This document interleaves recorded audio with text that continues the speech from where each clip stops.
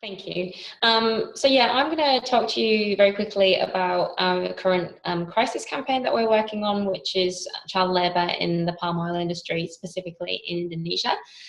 This is a crisis campaign, so it is a short-lived campaign, unlike the other ones you've just heard about that have a long lifespan of around 5 years. So this is a short, sharp campaign where we need as many people to engage and take action as possible. So basically what I'll talk you through is what is the campaign problem that we're trying to address, how we want to address this in a quick way, how you can make a difference, and the activities that we'd really like you to engage in to help us achieve this, and the timeline. Because as I said, it's a short timeline, so it would be really helpful for you guys to actually be thinking about how you can schedule some activity. Okay, so the problem basically is that in Indonesia there is an organisation called Wilmar, which, as it says on here, is one of the largest producers of palm oil in the world, and they are based in Indonesia, and they produce and supply palm oil to some of the big brands and companies that we all use daily. We've just done some research in this area, and we've just released this report. The report can be found on the website, and the link to the page is at the very end of this presentation. So basically, when we did that research, we discovered that the workers that were working in this palm oil plantation in Indonesia for Wilmar were experiencing some really terrible working conditions. So that's why we're focused on this. So the companies that are using this palm oil bought from Wilmar are big major brands. They're not small companies, so they should know better, really. And they're companies that we have in our house every single day. It's the toothpaste that we have in our bathroom, the chocolate that we have in our fridge, the ice cream we have in our freezer. These are not small companies. These are Kellogg's and those kind of companies. So I will list the companies as we go through, but this is just to give you a basic view of the campaign and what it is that we're talking about.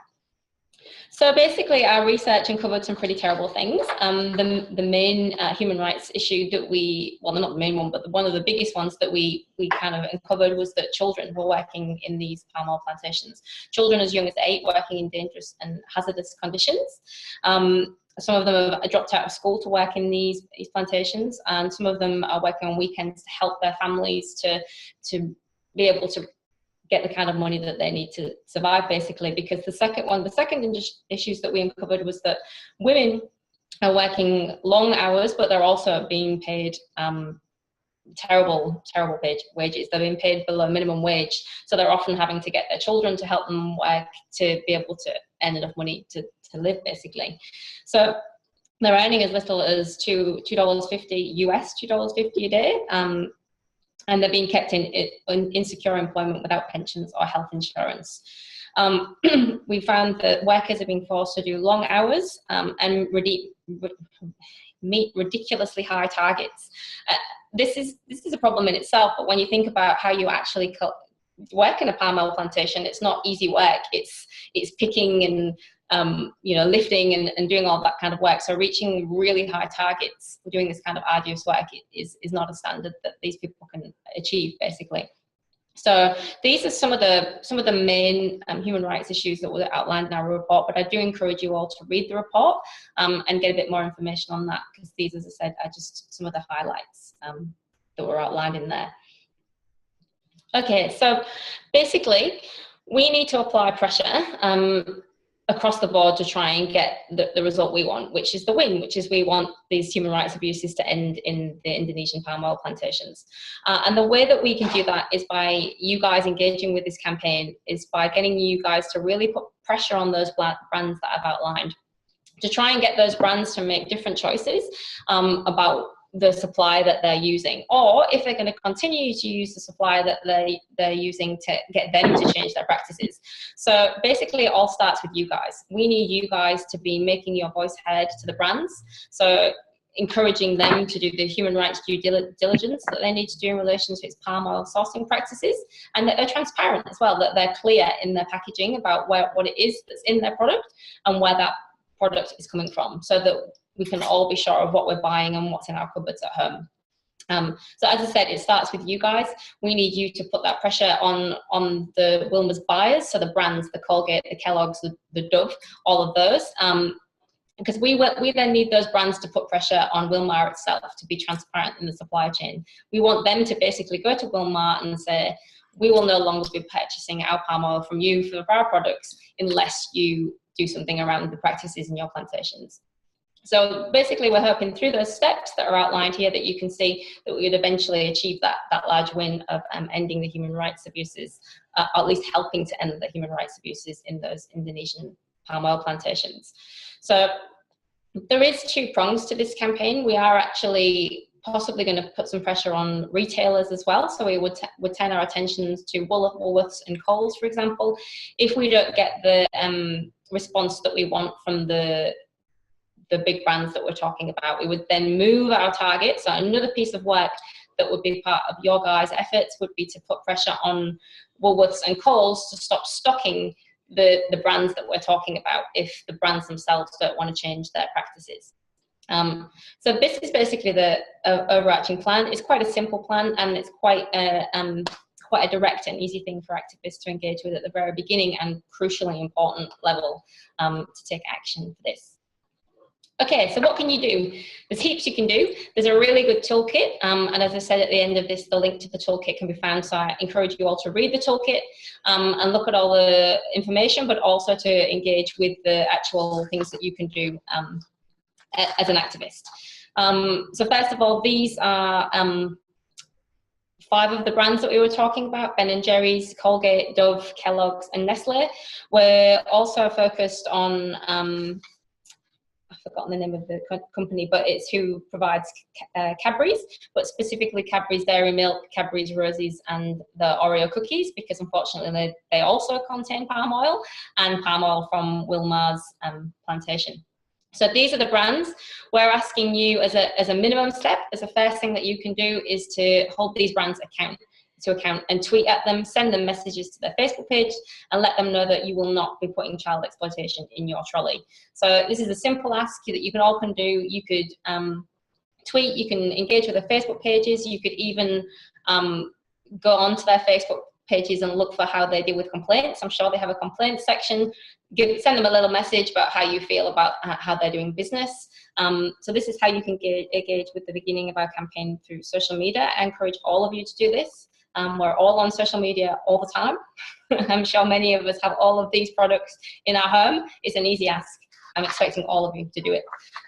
The next thing that you can do is that you can get involved in a bigger way. You could set some time aside. You could get out on the street with a clipboard and go and do an hour of blitzing. So that's literally just get a clipboard and the petition and go and just ask people to sign our petition. You could hold a stall like this picture here in front of your Woolworths or Coles if possible, to talk to consumers about the brands that they're going to be going into the supermarket to buy, and educate them through the posters and the leaflets and the information that we have. Maybe even have a copy of the report on hand. So yeah, you can do one of those stalls. We're also encouraging you to maybe do some postering. So as I said, there is a lovely poster resource, which you can download, and you can put up that poster on community notice boards. Even your local supermarket might have a community notice board. You could put them up in community centres, sports places, anywhere like that. Maybe write a letter to the local local community newspaper talking about the issue of palm oil and palm oil in this retrospective human rights issues. We all know about the environmental degradation that's linked to palm oil, but not many people know about the human rights abuses that are attached to the issue of palm oil. So this is a real opportunity for us to raise some awareness and also actually end the human rights abuse that's happening right now in Indonesia. So they're the kind of the main activities that we're talking about doing. But as I said, that we may have to ramp up our action as well if we're not getting the response that we want from the brands. So then we would be looking at really doing some more targeted actions outside of the supermarkets by doing stalls and stuff that are actually directed at the supermarkets as opposed to at the brands, asking them to take these things off the shelves. We will possibly be looking at getting activists like yourselves to go and meet with the manager of your local Woolworths or Coles and talk to them about, as somebody who shops in their shop regularly, how you feel about them stocking those brands, or even maybe doing some fun and engaging stunts outside of those supermarkets. So that's kind of in a snapshot. The most important thing that you guys can do is, if you've got only a little bit of time, is do the social media actions, tweet "not in my trolley" at the brands, and all the tweet handles that you need will be in the toolkit.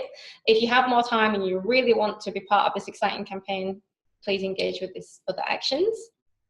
And then this is just a basic timeline for action. So as I said, it's a really short, sharp campaign because it's a crisis campaign. So we're in April now, so you can download the petition. It is now online, and you can also do the online petition and share that on social media. The toolkit's there, the poster's there. Start thinking about stalls that you want to do. May is the time that we really need you to get active, to get out there and do as much as possible, but still doing the tweeting, still doing the Facebook, possibly even engage with the Instagram accounts of those brands as well. And to do all that in May, so really ramp up the action in this May time. And in June, we'd be coming towards the end of the campaign, with the 12th of June being the World Day Against Child Labour. So we may end up having to do some major stunts at that time. So if this is something that you are really interested in being part of, either organising or just being part of a cool, fun crisis action, please let the organiser in your region know. And yeah, keep your eyes peeled. So I hope that kind of gives you an oversight of the campaign. But if you want any more information, please feel free to contact me via email or on phone. I'm happy to answer any questions that anyone has about this campaign. And that's the link there for where you can find the toolkit, the poster, the flyer, and the downloadable petition.